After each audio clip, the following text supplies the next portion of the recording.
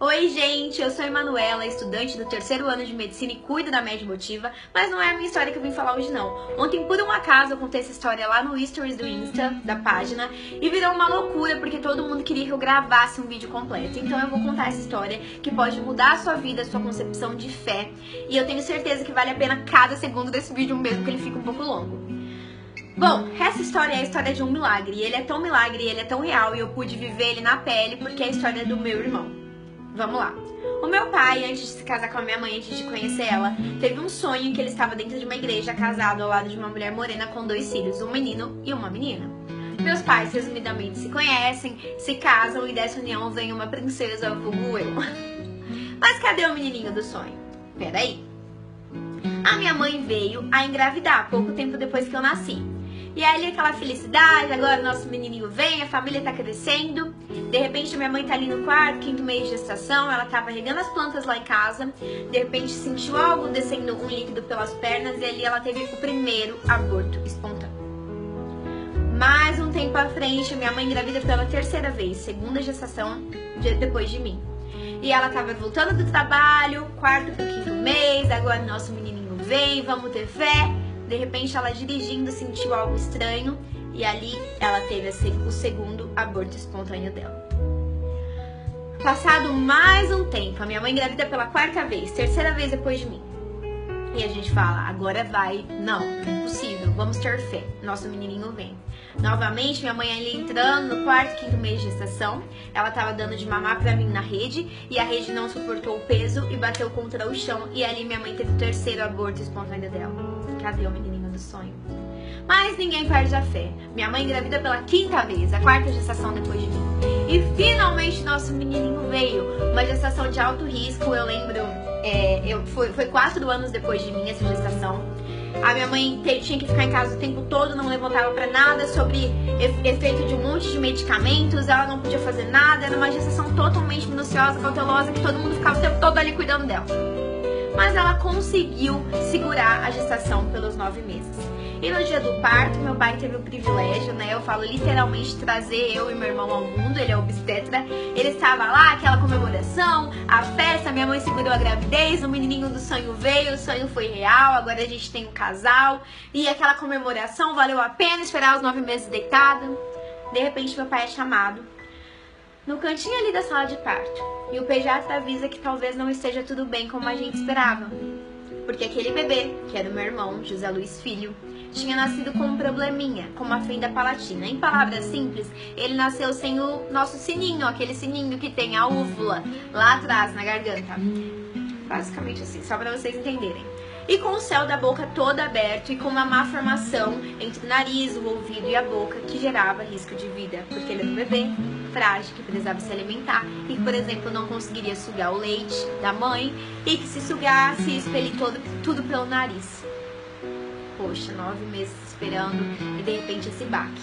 Ali vem o primeiro ato de fé dessa história. Naquele momento, meu pai contou pra minha mãe e junto eles resolveram fazer diferente. Ao invés de chorar, ao invés de sofrer, resolveram agradecer, porque Deus sabe o que ele faz.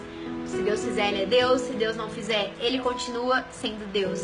E eles agradeceram pela vida do meu irmão. E eu falo que naquele momento os meus pais passaram a se tornar pais indesistíveis, que decidiram lutar bravamente pela vida do meu irmão, que eu acompanhei de perto. Meu irmão tinha uma mamadeirinha especial e às vezes a minha mãe sentava para dar de mamar ele 2, 3 da tarde e terminava por volta de 6 horas do final da tarde, 100 ml. E quando terminava, depois de muito custo para ele sugar aquele leite, ele ainda expelia tudo pelo nariz. Uma luta. Meu irmão nasceu com 3 quilos e pouco e ali em 2 meses de vida ele já tinha menos de 2 quilos, era um bebê muito frágil. E meu pai naquela coisa, no desespero de pai, começou a pesquisar pelo Brasil onde poderíamos levar o meu irmão. E de repente descobri em Bauru o Centrinho, que é um centro médico de crianças especiais. E pra lá a gente começou o tratamento do meu irmão. E diferente de várias crianças que com um ano fazem ali sua big festa de comemoração, nós comemoramos exatamente o dia de 1 ano do meu irmão, dia 20 de julho, dentro de um hotel, cantando parabéns com lanches do McDonald's, porque horas mais tarde, naquele dia ainda do 1 ano dele, meu irmão entraria no centro cirúrgico em Bauru para a primeira cirurgia dele. E assim foi, quando meu pai entregou o meu irmão nos braços do médico, para surpresa de muita gente, aquela era a equipe dos sonhos de Bauru. O que significava isso? O cirurgião que realizaria o procedimento no meu irmão, ele era paraplégico e ele comandava essa equipe. Meu irmão fez a sua primeira cirurgia. Pensa, um bebezinho, ele ficava com aquelas atinhas no braço, não podia colocar a mão na boca, super cuidado, mamadeira especial, não podia mergulhar de jeito nenhum, tomar banho só com tampão, sabe? Falar pra criança, não fica debaixo do chuveiro.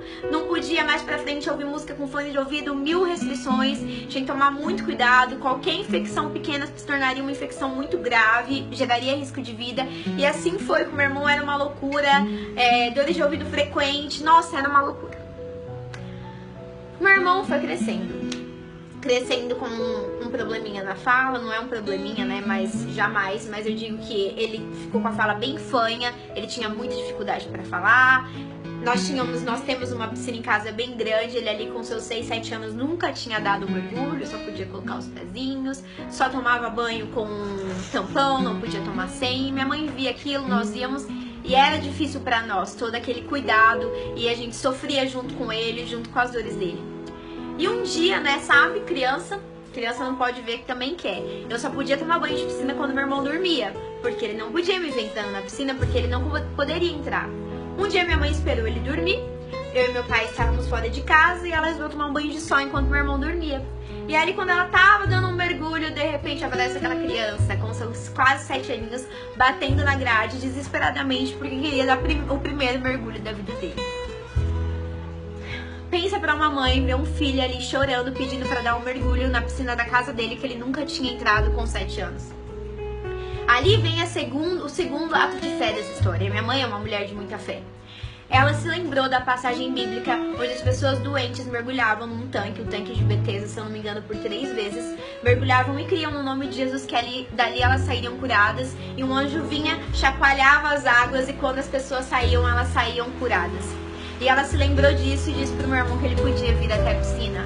Ergueu o meu irmão pro céu, fez uma oração, dizendo que cria naquele Deus. E naquele ato de fé, ela também mergulharia o meu irmão 3 vezes.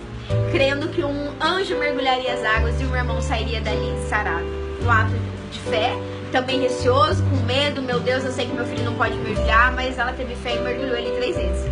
Conta que até ele saiu desorientado, porque assim, né, uma criança que nunca tinha mergulhado, de repente a mãe faz 1, 2, 3. E aí ele saiu, minha mãe enrolou ele na toalha, secou ele e não falou nada pra ninguém. Final da tarde, de noite. Meu irmão começa a ter uma dor de ouvido que eu não sei explicar. Eu me lembro da cena, dos gritos de dor, do choro, do desespero da minha mãe, do desespero do meu pai que não tava entendendo nada. Eu que tava ali perdida no meio, e minha mãe desesperada, e todo mundo, meu Deus do céu, uma infecção grave. E a gente morava no interior e precisava levar o meu irmão até a capital, no otorrino que acompanhava ele.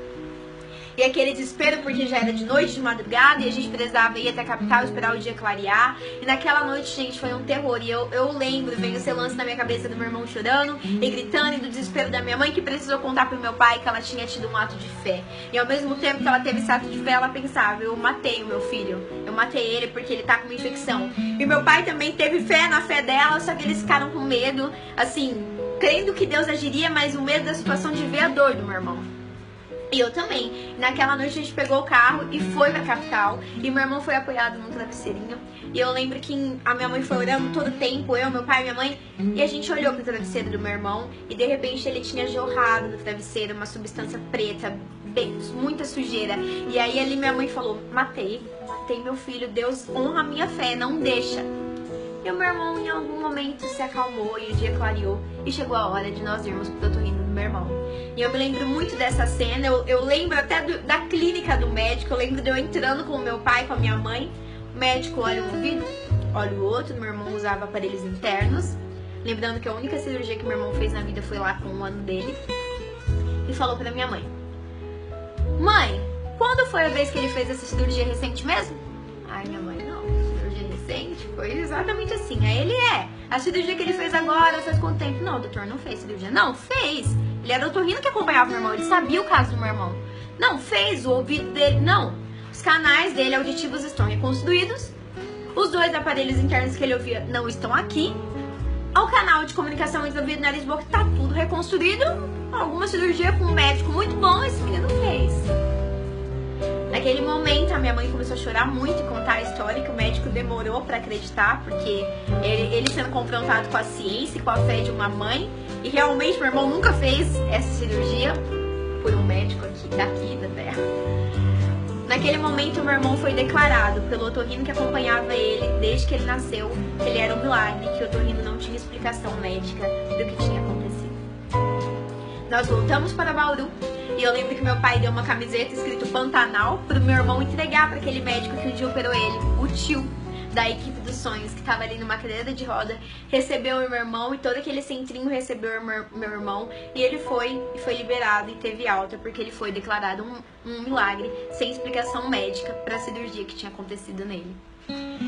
A partir daquele dia, o meu irmão cresceu. A partir daquele dia, a vida do meu irmão mudou, porque ele realmente foi curado, os canais foram reconstruídos, simplesmente os aparelhos internos que ele ouvia sumiram.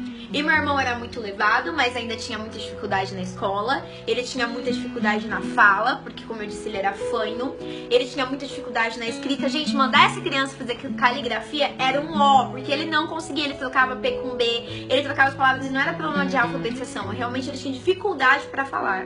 E eu lembro de muitas vezes os meninos mais velhos roubarem a bola de futebol do meu irmão, que sempre gostou de esportes, só pra ouvirem ele falando, devolve a minha bolinha. E eles fizeram isso muitas vezes, e muitas vezes eu ia lá capturar a bola do meu irmão e pedir, pelo amor de Deus, pra pararem de fazer isso com ele. E muitas vezes dentro daquela escola eu vi meu irmão sofrer bullying, eu vi meu irmão chorar, eu vi meu irmão sofrer com as notas baixas, com a dificuldade dele falar, às vezes, o nome dele, que ele ficava com vergonha, porque tinha dificuldade. E eu vi muita gente brincando, mas o meu irmão cresceu. E com 14 anos, aquela criança, era uma criança ainda, teve uma atitude de mudança. Ele resolveu que ele ia provar para todas aquelas pessoas, para si mesmo, que ele era capaz de mudar a história dele. E ele pediu pro meu pai que ele queria ir pra capital estudar pra medicina. E tipo, meu pai falou, não, desespero, como que eu vou te mandar com 14 anos, gente? Ele era uma criança levada que ficava ali fazendo arte sem parar. E um evento que eu esqueci de falar foi que aquela criança que pelos médicos não podia mergulhar de jeito nenhum, não podia nadar, e que um dia bateu nas grades para implorar, tempo depois desse milagre, dessa cirurgia, nós estivemos, eu, meu pai e minha mãe, na plateia, gritando feito louco, desesperado, aplaudindo meu irmão em um campeonato de natação, em que ele foi campeão, em que eu vi a minha mãe se derramar em lágrimas o campeonato inteiro, por entender que o meu irmão era um milagre e que Deus é surreal. E o meu irmão conseguiu convencer o meu pai de estudar tão cedo fora de casa e decidiu mostrar que ele conseguiria e que ele era capaz de vencer qualquer barreira. Ele que tinha muita dificuldade na escrita, escrever, gente, era um ó. Quero dizer que com 18 anos, o meu irmão ele foi aprovado em 5 faculdades para medicina, que no ano que ele foi aprovado, ele atingiu uma nota de 980 na redação do Enem. Quero dizer que aquele menino que ninguém dava nada por ele, aquele menino que implorava pela molinha dele de volta, aquele menino que sofreu com tantas dores de ouvido, conseguiu passar na faculdade de medicina, teve o direito de escolher em qual faculdade ele queria ir. Aquele menino hoje tem 19 anos, ele já é presidente de liga dentro da faculdade, ele já escreveu um próprio livro, ele é tão autodidata que ele quis escrever um próprio livro dele de imunologia com um colega para estudar. Ele foi participar de um congresso na USP de anatomia e pela dedicação dele, um médico da USP se impressionou e o convidou para publicar um artigo em uma revista internacional. Aquele menino hoje, gente, eu não sei falar, ele é a pessoa mais inteligente que eu conheço, ele tem um dom e um foco, uma dedicação para os estudos.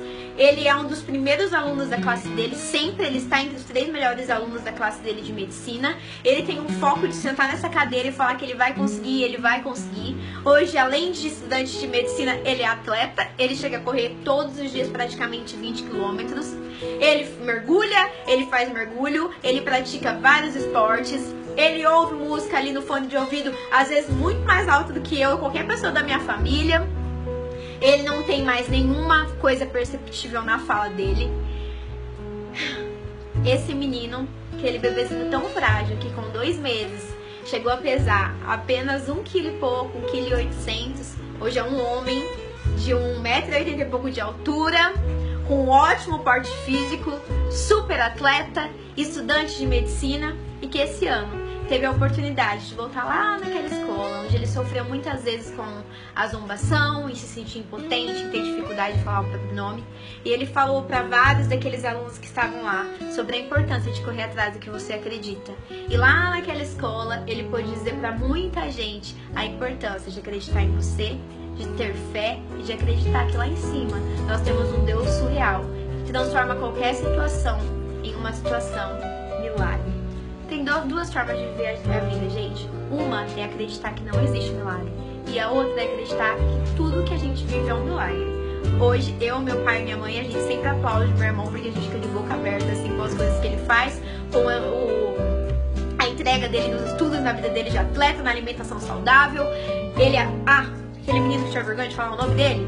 Vive apresentando por aí seminário, vive aparecendo, vive ensinando, ama ensinar, tem muita facilidade em falar.